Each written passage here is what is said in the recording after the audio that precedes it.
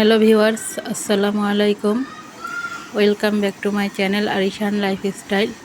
তো চলেন আজকের ব্লগটি এখান থেকে শুরু করা যাক। তো আজকে আমি গিয়েছিলাম আমার শ্বশুর বাড়িতে আমার শাশুড়িকে দেখতে, আর তাদেরকে শপিং করে দিয়েছি।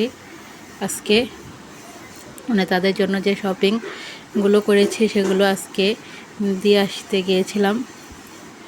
তো এই তো আস্তে আস্তে আমার 6:50 মতো প্রায় কাছাকাছি বেজে গেছে। তো এই তো আসার সময় তো ইফতারের যেহেতু টাইমটাই হয়ে এসেছে, তো আসার সময় নিয়ে এসেছি বেগুনি আলুর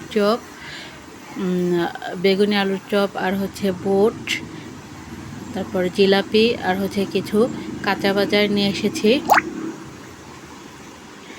এই তো আমি আজকে ডাল রান্না করব। তো ইফতারের আগে আমি ডালটা ভিজিয়ে নিচ্ছি, কারণ আজকে যেহেতু আর সারাদিনে রান্না করা হয়নি, তো এখন ইফতারের পর আমি রান্না করে নেব। তো এই তো ডালটা ভিজিয়ে রেখে আমি ইফতারির জন্য পেঁয়াজ মরিচ কেটে রেডি করে নিয়েছি। আর আনা হয়েছে এখানে মোজো। তো যে বাজারগুলো এনেছি সেগুলো একটি চালনিতে আমি ঢেলে রেখেছি।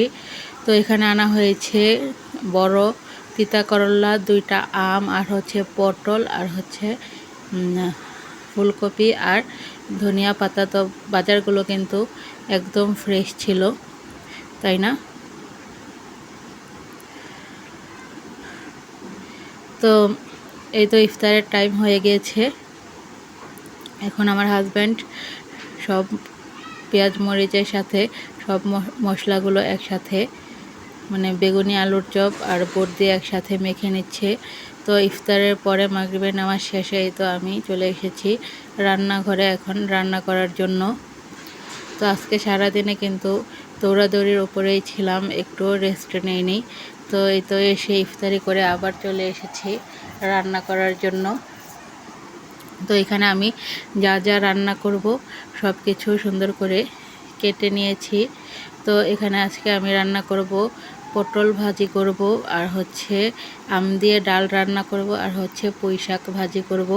তো এই তো ডালটা আমি চুলাতে বসিয়ে দিয়েছি, আর পুঁই শাকটা আমি সেদ্ধ করে নিয়েছি। তো এই তো ডালটাতে এখন আমি হলুদ আর হচ্ছে কাঁচামরিচ, রসুন, টমেটো আর পেঁয়াজ দিয়ে দিয়েছি। আর এখানে পুঁই শাকটা সেদ্ধ করা শেষ। এখন আমি একটি চালনিতে ঢেলে নিয়েছি পানিটা ঝরার জন্য। তো রান্না করতে গিয়ে খুবই গরম লাগছিল, তো একটু মোজো আমি ঢেলে নিয়েছিলাম একটি গ্লাসে। তো খাচ্ছিলাম আর আমি রান্না করছিলাম। তো অনেক গরম কিন্তু পড়ে গিয়েছে।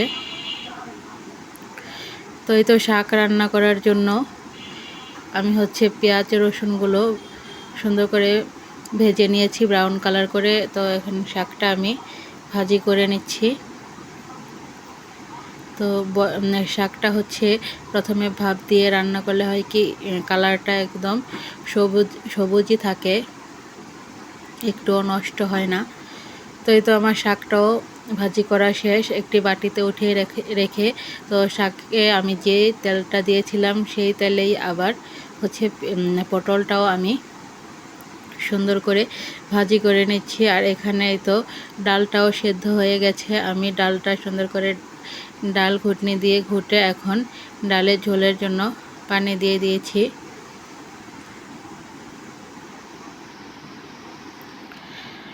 তো এই তো ডালটাতে মানে বলক চলে এসেছে। এখন এই পর্যায়ে আমি কেটে রাখা আমগুলো দিয়ে দিয়েছি। তো আজকে রান্না করছি আমি আম ডাল।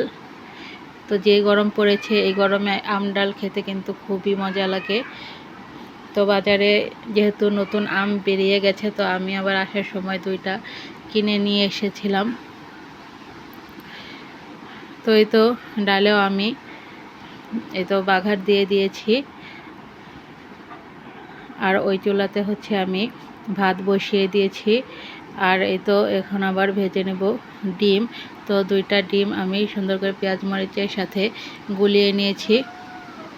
এখন ভেজে নেব ডিমটা।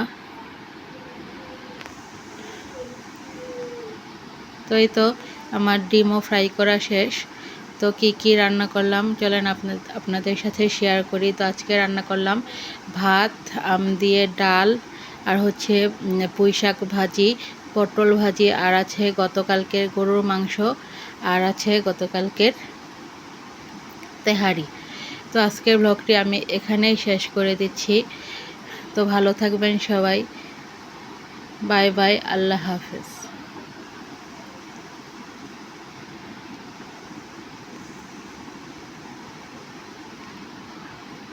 Yo le digo,